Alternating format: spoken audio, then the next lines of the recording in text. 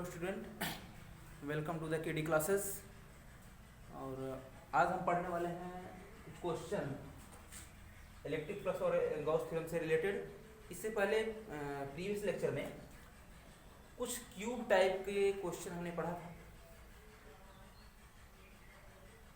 लेकिन उस समय जो क्वेश्चन जो भी था उसमें चार्ज जो है सेंट्रल में था, यानी क्यूब के सेंटर में था। यहाँ पे चार्ज कार्नर पे है। Find the electric flux through the cube due to charge cube.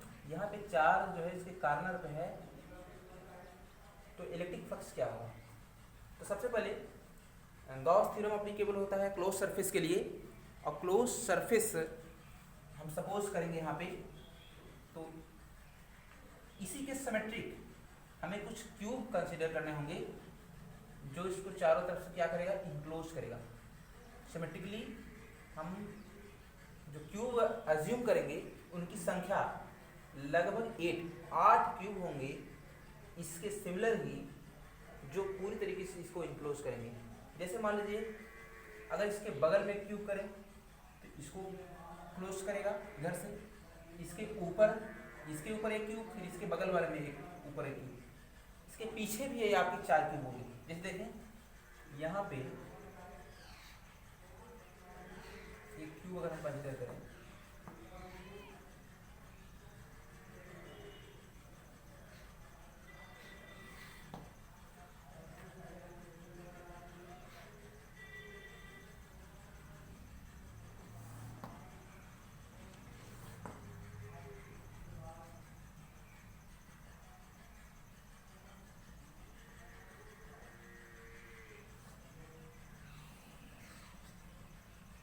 एक तो ये क्यूब, यानी इस क्यूब के कार्नर पे जो क्यूब था तो इधर से इंक्लोज करने के लिए एक हमने सिमिलर एक क्यूब अज्यूम किया, तो अभी भी पूरी तरीके से इंक्लोज नहीं हुआ। इसको अब कवर करने के लिए ऊपर भी कुछ क्यूब लेंगे। मान लीजिए इसके ऊपर एक हो जाएगा, मान लीजिए ये हुआ,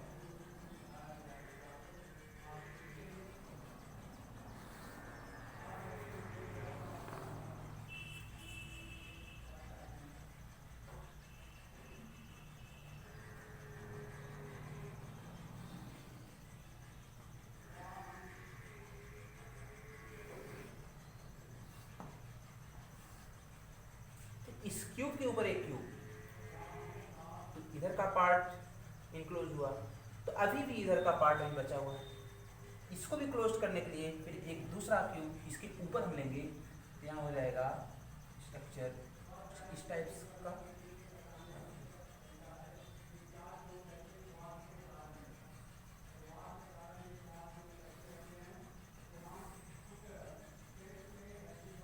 तो आप देख पा रहे हैं इस चार्ज को इंक्लूज करने के लिए हमें पूरे 1 2 3 4 क्यूब लेने पड़ेगा। अभी भी इसके पीछे अगर हम जाएंगे तो इसके पीछे अभी भी ये पूरी तरीके से इंक्लूज नहीं है, तो इस क्यूब के पीछे और इसके क्यूब पीछे हम जाएंगे।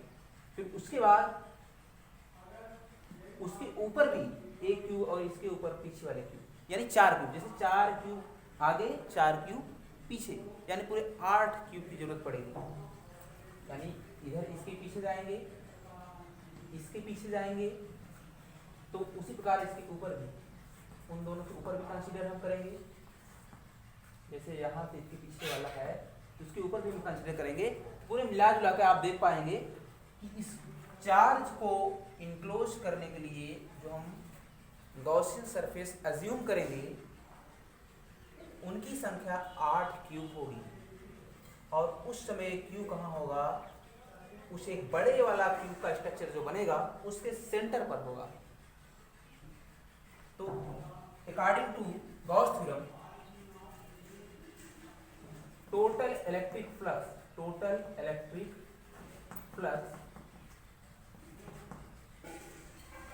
तो लगभग कितने क्यूब है, 8 क्यूब है।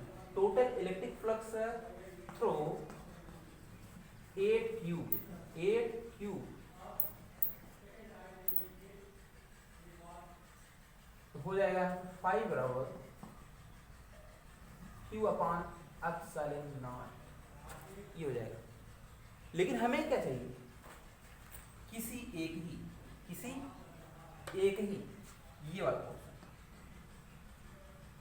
इससे ही चाहिए, इससे पास करने वाला इलेक्ट्रिक फ्लक्स क्या होगा। अगर 8 क्यूब से पता हो गया तो इस एक क्यूब से पास करने वाला इलेक्ट्रिक फ्लक्स क्या होगा, ये क्वेश्चन है।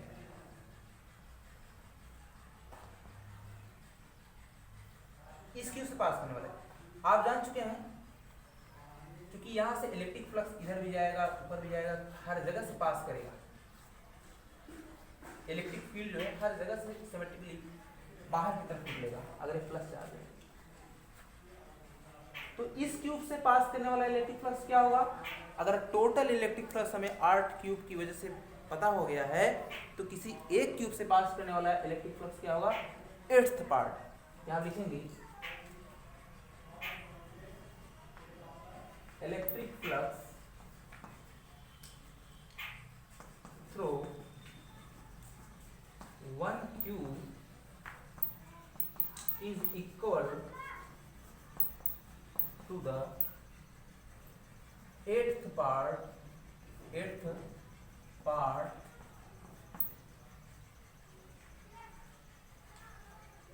total electric flux। यहां से phi 1 की बात अगर करें तो टोटल फ्लक्स का 8th पार्ट पाई अपॉन 8, तो पाई का वैल्यू पुट कर देंगे तो आ जाएगा यहां से Q अपॉन 8, पहले से नीचे है एप्सिलॉन नॉट, तो phi 1 बराबर हो जाएगा 8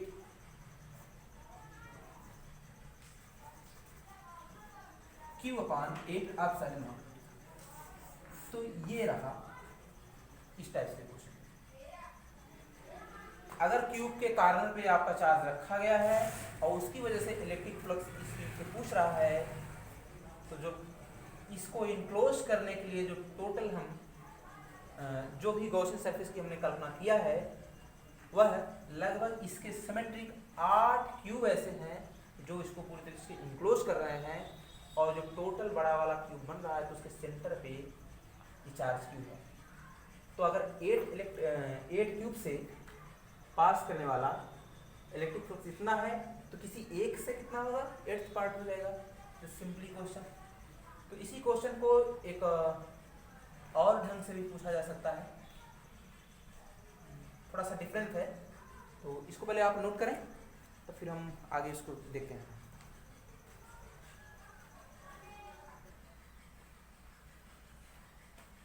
तो यहां देखेंगे question, find the electric flux to the shaded face of the cube.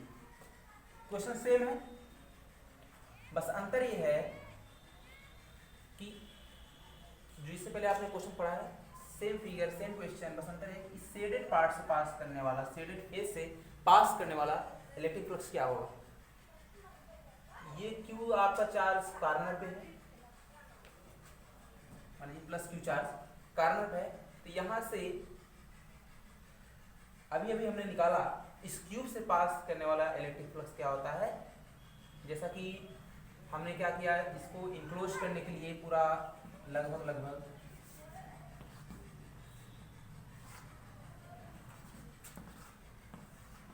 8 cube structure माना था। इसको इंक्लोज करने के लिए 8 क्यूब हमने स्ट्रक्चर लिया था, पूरी 8 क्यूब। तो आप देखेंगे इसके बाहर इसके पीछे भी क्यूब होंगे और इसके ऊपर भी, यानी पूरे टोटल 8 क्यूब होंगे। अभी ये चीज हमने बताया था। तो इस क्यूब से सीधा इस क्यूब से पास करने वाला इलेक्ट्रिक फ्लक्स क्या हो जाएगा, पाई बराबर टोटल, पहले 1 मिनट फिर आप देख रहे हैं यहाँ से, total electric flux through 8 cube. अभी इसको हमने देखा, पाई बराबर हो जाएगा क्यू पान एप्सिलॉन नॉट, ये पढ़ चुके हैं। उसके बाद हमने देखा कि इस मात्र एक क्यूब से इससे पास करने वाला, तो अभी हमने देखा है total electric flux through one cube इस एक क्यूब से, तो 8th पार्ट हो जाएगा इसका 8th पार्ट Q/8 तो इस क्यूब से पास करने वाला इलेक्ट्रिक फ्लक्स इतना होगा। तो इस एक फेज से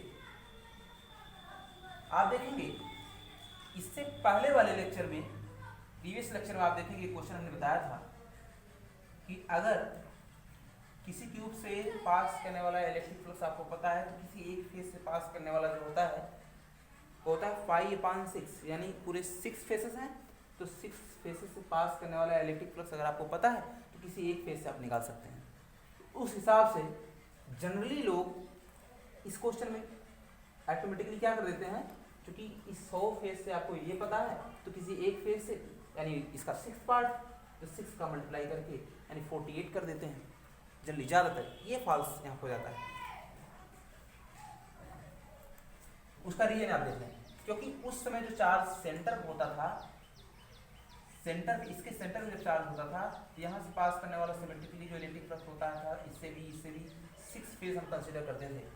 लेकिन यहाँ पे चार्ज इसके कारण है, इसके कारण की वजह से इसका सिचुएशन देखेंगे तो 3 ऐसे फेसेस मिलेंगे, 3 ऐसे फेस मिलेंगे जहां से इलेक्ट्रिक फ्लक्स 0 होगा।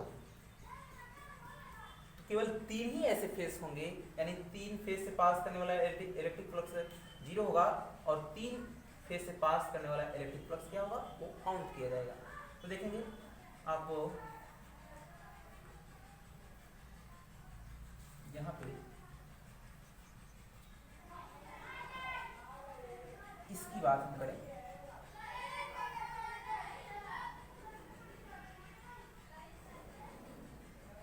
तीन ऐसे फेसेस हैं जिनसे पास करने वाला इलेक्ट्रिक फ्लक्स क्या होगा, वह 0 होगा। जिसको हमने हाईलाइटेड किया है, यही 3 ऐसे फेसेस हैं जिनसे पास करने वाला इलेक्ट्रिक फ्लक्स क्या होगा, वह 0 होगा। कैसे देखें, जैसे यहाँ इससे निकलने वाला इलेक्ट्रिक फील्ड का जो डायरेक्शन है, क्योंकि ये प्लस चार्ज है तो सिमेट्रिकली चारों तरफ होगा।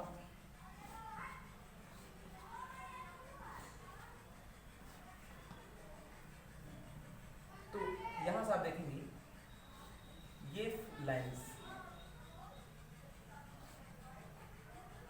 ऐसे जाएंगे, पास करेंगे,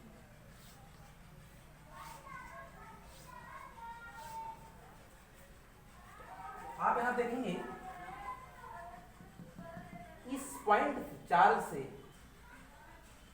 संलग्न जो साइड है कंटेक्ट, ये ऊपरी वाली साइड देखेंगे, यहां से फील्ड लाइंस इसी में लाई कर रही हैं, इसी में केवल लाई कर रही हैं। लाई करने का मतलब है कि अगर यहाँ एरिया वेक्टर हम कंसीडर करें इस फेस का ऊपर की तरफ, तो फील्ड लाइंस क्या बना रही है, 90 डिग्री। इन फील्ड लाइन से कितना एंगल बन रहा है, 90 डिग्री। जस्ट लाइक सेम अगर इस फेस की बात हम करें, इसमें भी जो फील्ड लाइंस है उसमें केवल लाई कर रही हैं, उस प्लेन में ही है। और यहाँ से अगर इलेक्ट्रिक एरिया वेक्टर कंसीडर करेंगे तो फील्ड लाइंस और एरिया वेक्टर के बीच का एंगल क्या हो जाएगा, थीटा बराबर 90 डिग्री। यहाँ पर थीटा बराबर क्या है, 90 डिग्री। पिछला फेस जो ये पिछला फेसेस है, ये वाला ये फेस, इसमें भी इलेक्ट्रिक फील्ड लाइंस क्या है, लाई कर रही हैं। इसका एरिया वेक्टर पीछे की तरफ होगा, यानी एरिया वेक्टर और फील्ड लाइंस के बीच में जो आपका एंगल है वह 90 डिग्री बना है। 3 फेसेस ऐसे हैं। बाकी यहाँ से जो आपकी दूर की साइड है, इस 4 से दूर वाली जो साइड है 3, एक तो ये, एक ये और एक नीचे, इनसे इलेक्ट्रिक फ्लक्स पास कर रहा है। और बाकी नजदीक वाली जो साइड है उसमें इलेक्ट्रिक फील्ड उसमें लाई कर रहा है, और जिससे उन एरिया वेक्टर और इलेक्ट्रिक फील्ड वेक्टर के बीच का जो एंगल है 90 डिग्री। और जब हम फ्लक्स निकालेंगे फाई बराबर E A cos थीटा, और जब थीटा का मान 90 होगा तो फ्लक्स क्या हो जाएगा, 0। तो कहने का मतलब सीधा सीधा फर्स्ट, सेकेंड और पीछे वाला थर्ड, 3 ऐसे सरफेस होंगे जिससे इलेक्ट्रिक फ्लक्स 0 होगा। बाकी 3 जो दूर वाले सरफेस हैं, फर्स्ट, सेकेंड और नीचे वाला थर्ड, इनसे इलेक्ट्रिक फ्लक्स फाइंड हो पाएगा। अर्थात यहाँ हो जाएगा, हम लिख सकते हैं electric flux electric flux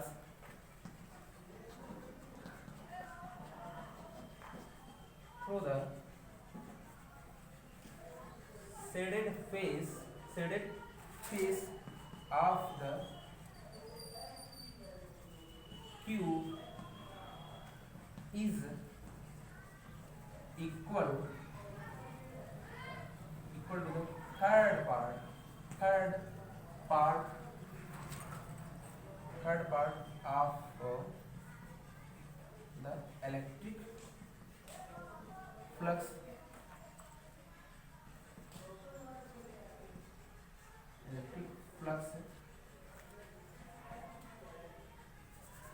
of the cube। तो इस क्यूब का जो इलेक्ट्रिक फ्लक्स हमने निकाला है उसका थर्ड पार्ट इस किसी एक फेज से पास करने वाला इलेक्ट्रिक फ्लक्स होगा। यहाँ पे फाई बराबर क्या हो जाएगा, फाई डैश हम कंसीडर कर ले रहे हैं इसके लिए, इसका थर्ड पार्ट यानी फाई अपान 3। इस फाई का वैल्यू यहाँ पे पुट कर देंगे, आ जाएगा Q अपान 3 से नीचे जब मल्टीप्लाई करेगा इसमें हो जाएगा 24 एप्सिलॉन नॉट, या फिर phi is equal to Q upon 24 epsilon naught. तो कहने का मतलब ये हुआ कि क्वेश्चन थोड़ा सा डिफरेंस ये रहा इसमें कोई एक फेज से पूछ रहा है जिसको सेडेड कर दिया गया है और उससे पास करने वाला इलेक्ट्रिक फ्लक्स इतना होगा। अगर टोटल क्यूब से पूछ रहा है तब यहाँ पे ये क्वेश्चन होगा। तो इस प्रकार से इसको नोट करें। इससे पहले हम इसको कंसेप्ट क्लियर समझने के लिए आप हमारे जितने भी प्रीवियस लेक्चर हैं इस टॉपिक से रिलेटेड उसको आप देखें ताकि आप इस कॉन्सेप्ट को अच्छे से क्लियर हो जाए। ठीक है, थैंक यू सो मच।